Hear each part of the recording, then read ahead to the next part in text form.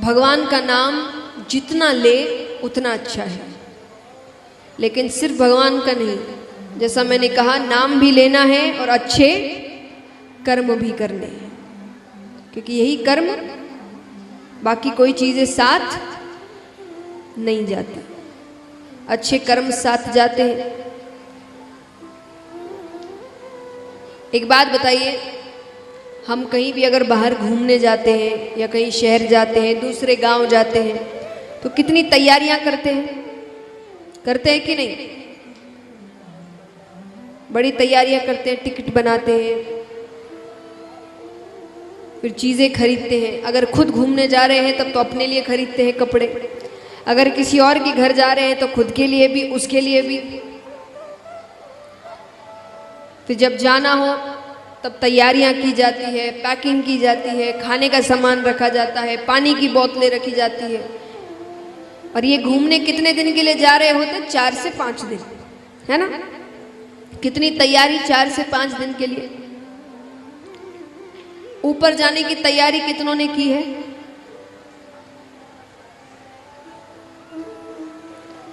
ऊपर जाने की तैयारी कितनों ने की है?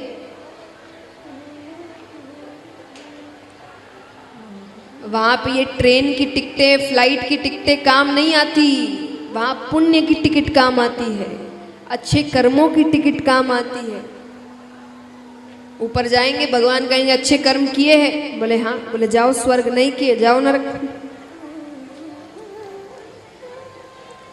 कहते ना, कितना भी धन कमा ले, कितना भी कुछ कर ले, जब अंत समय आएगा तब पूरी जायदाद भी देकर ये कहोगे कि 1 सेकंड दे दो, ज्यादा 1 सेकंड, उतना भी नहीं मिलेगा। तो देखा जाए तो कैसा काम कर रहे हैं। इतना कुछ करने के बाद भी जब 1 सेकंड, इतना सा समय चाहिए, तो जो समय है, कहते ना समय ज्यादा नहीं है, ऊपर से लिखा के लाए हैं कितने समय तक रहना है। कब बुलावा आ जाए पता नहीं, तो बुलावा आने से पहले इतने अच्छे कर्म कर लो कि अंत में ये ना रहे कि हमने तो कुछ किया ही नहीं। और उनमें से एक है भगवान का नाम जप। जितना हो सके उतना करो, जब जब हो सके तब तब करो।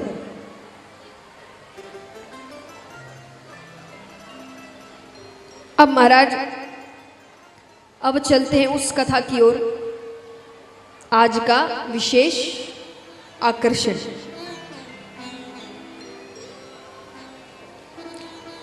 अभी हम सुनेंगे दिति के वंश में। मैंने इनके वंश के बारे में आपको कल बताया था। दिति के कितने पुत्र हुए? हाँ,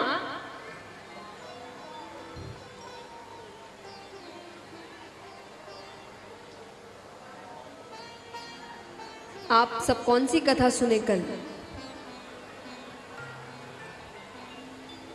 दिति के कितने पुत्र हुए? शर्म करिए, वो छोटे छोटे बच्चे, उनकी उम्र देखिए आप। 2 पुत्र, हिरण्याक्ष और हिरण्यकश्यपु। 4, जबरदस्ती 4।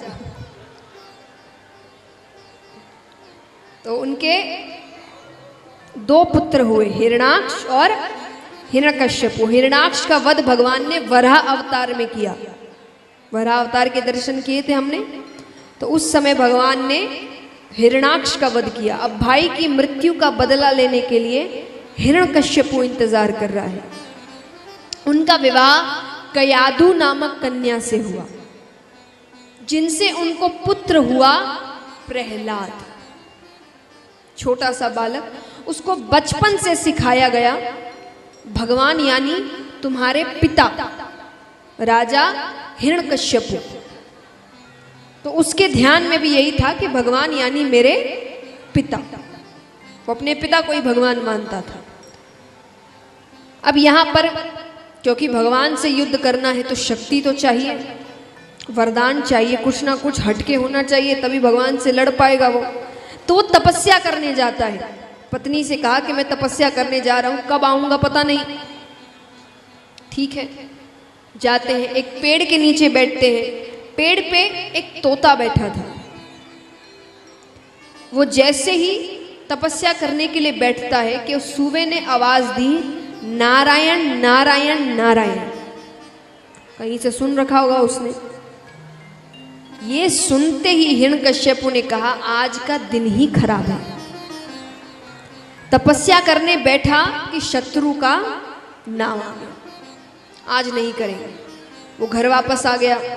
घर आ गया तो पत्नी ने कहा कि आप तो तपस्या करने गए थे, इतनी जल्दी लौट आए। उसने कहा मैं गया तो था, पेड़ के नीचे बैठा था, पेड़ पे एक सूवा यानी तोता बैठा था। उसने कहा नारायण नारायण नारायण, इसीलिए मैं लौट आया। अब अच्छा ये बात है कि उन्होंने कभी भी इतने प्रेम से भगवान का नाम लिया नहीं। वो हमेशा कहते थे शत्रु शत्रु मेरा दुश्मन। पहली बार उसने नारायण नारायण नारायण। अब पत्नी सोचे कि मैं इनके मुख से 108 नाम निकलवा लूं तो एक माला हो गई। जिसने जिंदगी में कभी भगवान का नाम तक ढंग से नहीं लिया वो एक माला कर ले, बहुत बड़ी बात है।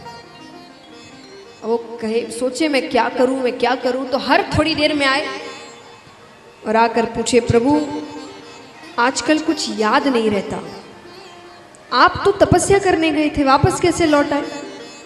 अरे वो कहे मैंने बताया ना, मैं गया था, पेड़ पर एक तोता बैठा था, उसने कहा नारायण नारायण नारायण 6 बार। पूरे दिन में ऐसे ही करते करते करते करते करते 105 नाम कहलवा लेती है वो पूरे दिन में। अब बचे कितने? और अब उसको डर लग रहा है क्योंकि इतने बार वो नाम ले चुके हैं कि अब उसको लग रहा है कि पता नहीं मुझे कितनी तेज डांट पड़ने वाली है। तो वो दूध का गिलास लेकर आती है, कोने में रख के दूर दरवाजे पे जाकर खड़ी हो गई। स्वामी सच्ची में ये बच्चों ने इतना परेशान कर दिया है कि आजकल दिमाग में कोई बात ठहरती नहीं है। आखिरी बार पूछती, आप तो तपस्या करने गए थे, वापस कैसे लो? अब वो जोर से क्रोध में आकर कहता है, मैंने कहा ना, मैं गया, पेड़ पर एक सूवा बैठा था, उसने कहा नारायण नारायण नारायण।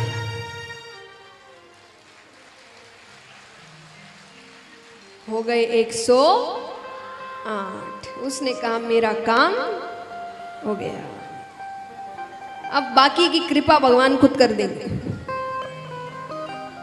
अब यहां पर वो दूसरे दिन फिर तपस्या करने जाता है, काफी समय तक तप करता है। ब्रह्मा जी प्रसन्न होते हैं। ब्रह्मा जी ने कहा क्या चाहिए वरदान में? उसने कहा मुझे अमरता का दान दीजिए, यानी मैं अमर हो जाऊं। ब्रह्मा जी ने कहा मेरे हाथ में नहीं, अमरता का दान केवल भगवान विष्णु दे सकते हैं, कुछ और मांग लो। उसने कहा ठीक है, मैंने इतना तप किया और आपने मेरे वरदान को मना कर दिया, तो अब मैं जो मांगूंगा वो देना पड़ेगा। मांगो क्या चाहिए?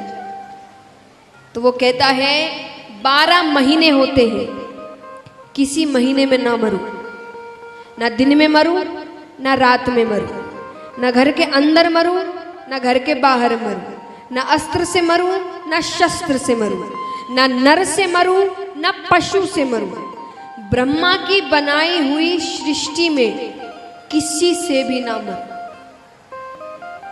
ब्रह्मा जी ने कहा तथास्तु। अब देखा जाए तो ये अमरता का ही वरदान है। जब कोई समय, कोई व्यक्ति कुछ भी उसे नहीं मार सकता तो वो मरेगा कैसे? अब उसे लग रहा है कि मुझसे शक्तिशाली कोई नहीं। घर वापस आ गया।